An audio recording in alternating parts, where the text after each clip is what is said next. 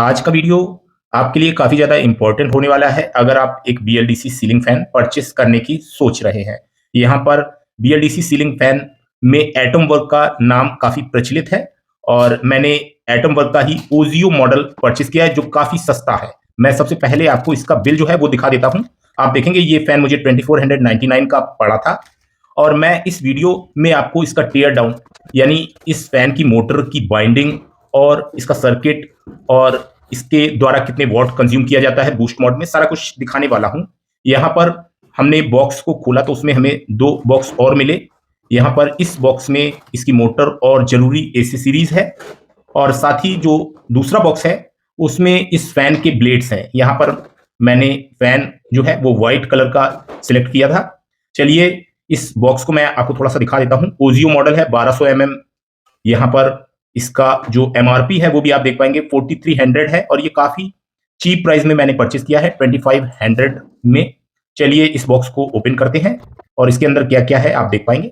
यहाँ पर सबसे पहले आप देखेंगे कि अप और डाउन कैनोपीज हमें मिली हैं। इसमें एटमबर्ग का लोगो है। इसके अलावा यहाँ पर आप देख पाएंगे इसका रिमोट है। एटमबर्ग के मीडियम रेंज के जितने भी बीएलडीसी सीलिंग फैन है सभी में इसी तरह के रिमोट का इस्तेमाल किया जाता है। यहाँ पर हमें एक इन्वोलप मिला है और इसके अलावा आप देख पाएंगे कि इस बॉक्स में हमें इस सीलिंग फैन में इस्तेमाल होने वाली डाउन रॉड मिली है और यहाँ पर ये इसकी साइकिल असेंबली है। इसके अलावा यहाँ पर इसके रिमोट में इस्तेमाल होने वाले सेल भी हमें बॉक्स में ही मिल जाते हैं। यहाँ पर इस सीलिंग फैन की मेन मोटर है और ये काफी हल्का मुझे लग रहा है। अभी मैं इसका वेट भी आपको करके दिखाऊंगा। यहाँ पर इसके नीचे एक एलईडी लाइट लगी है और इस तरह से ये मेन मोटर है और काफी हल्की है। चलिए मैं अभी इसका टीयर डाउन भी आपको करके दिखाऊंगा। सबसे पहले हम इसके ब्लेड्स जो हैं उन्हें देख लेते हैं। यहाँ पर आप देख पाएंगे ये व्हाइट कलर में है और इस तरह के इसमें हमें जो ब्लेड्स हैं ये मिले हैं और अभी हम इसकी टेस्टिंग भी करेंगे कि इससे किस तरह की हवा हमें मिलती है। रेंसा की तुलना में इसकी हवा कैसी है। यहाँ पर इसका वेट जो है वो अब हम कर लेते हैं। तो यहाँ पर वेट स्केल में मैं इसका वेट जो है वो आपको करके दिखा रहा हूँ। ये 1387 ग्राम का है यानी 1.4 किलोग्राम के लगभग है इसका वेट। और यहाँ पर चलिए अब हम इसे खोलते हैं। यहाँ पर 3 स्क्रू दिए गए हैं जिन्हें हमने खोल दिया है और ये आसानी से नीचे का जो हाउसिंग है इसे हमने निकाल लिया है।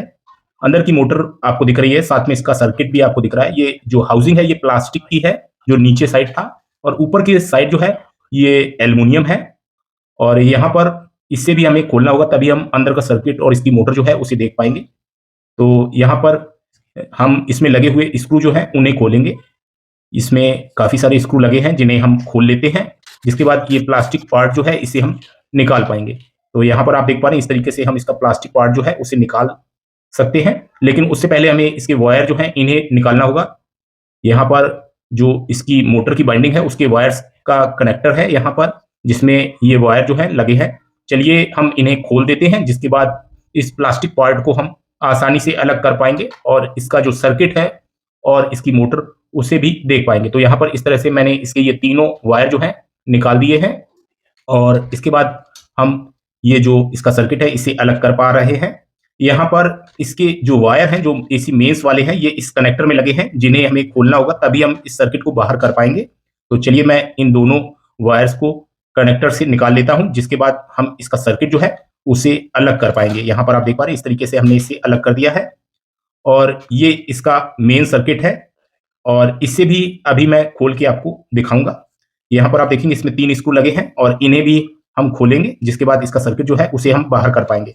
इसके अलावा यहाँ पर आप देख पा रहे हैं ये इसकी मोटर है। यहाँ पर इसका सर्किट जो है इस प्लास्टिक पार्ट में ही माउंट था। इसमें भी 3 स्क्रू लगे हैं, इनको हम खोलेंगे तभी हम इसके नीचे साइड की मोटर जो है उसे देख पाएंगे। यहाँ पर मैंने इसे खोल दिया है और यहाँ पर इसकी मोटर जो है वो हम देख पा रहे हैं। इसमें जो वायर की वाइंडिंग की गई है वो किस तरह का वायर है चलिए उसे देखते हैं। तो ये स्लीव जो है इसे हम निकालेंगे, जिसके बाद हम इसका वायर जो है वो देख पाएंगे। यहाँ पर आप देख पा रहे हैं ये एल्युमिनियम वायर है, यानी इसमें कॉपर वाइंडिंग का इस्तेमाल नहीं किया गया है, एल्युमिनियम वाइंडिंग का ही इस्तेमाल किया गया है। और इसमें स्लॉट्स जो है वो कितने हैं आप देख पाएंगे। इसको मैं काउंट कर रहा हूँ और ये हमारे स्लॉट्स 18 है इसमें। तो यहाँ पर 18 स्लॉट का ये मोटर का स्टेटर है। इसमें रेयर अर्थ मेटल न्यूडीनियम मैग्नेट्स का इस्तेमाल किया गया है। मैंने पिछले दिनों एक और BLDC fan wonder plus model जो कि ब्लास्टर का था, की अनबॉक्सिंग की थी, उसमें भी एल्युमिनियम वायर की ही वाइंडिंग थी। इसी तरह से इसमें भी एल्युमिनियम वाइंडिंग वायर का इस्तेमाल किया गया है। यहाँ पर इसका जो सर्किट है, इसमें कुछ स्क्रू लगे हैं, इन्हें हम खोल देते हैं, जिसके बाद हम इसका सर्किट जो है उसे देख पाएंगे। यहाँ पर आप देख पा रहे हैं ये एसी इनपुट के वायर्स हैं और यहाँ पर एक फ्यूज लगा है। यहाँ पर इसके आगे एक एमओवी लगा है। एमओवी पर 20D561 प्रिंट है। यहाँ पर ज्यादातर हाई वोल्टेज आने पर यही दो कंपोनेंट खराब होते हैं। इसके अलावा यहाँ पर जो कंपोनेंट लगे हैं ये एक एसएमपीएस सर्किट में इस्तेमाल होने वाले कंपोनेंट हैं और इस एसएमपीएस द्वारा इसके मेन ड्राइवर को सप्लाई प्रोवाइड की जाती है। इसमें कैपेसिटर जो है वो 35 वोल्ट के लगे हैं, 1500 माइक्रोफैराड, यानी ये लगभग 24 वोल्ट आउटपुट करता है। और यहाँ पर इसमें एक डुअल डायोड जो कि शॉर्टकी डायोड है का इस्तेमाल किया गया है रेक्टिफिकेशन के लिए। इसके बाद हमारे मेन बीएलडीसी मोटर ड्राइवर पर इसके द्वारा 24 वोल्ट की सप्लाई पहुंचती है। इस साइड पे आईआर सेंसर है और इसके अलावा काफी सारे एसएमडी कंपोनेंट हमें देखने को मिलते हैं। तो इस तरह का इसका मेन सर्किट बोर्ड है। और चलिए अब हम इसको पहले की तरह फिक्स कर देते हैं।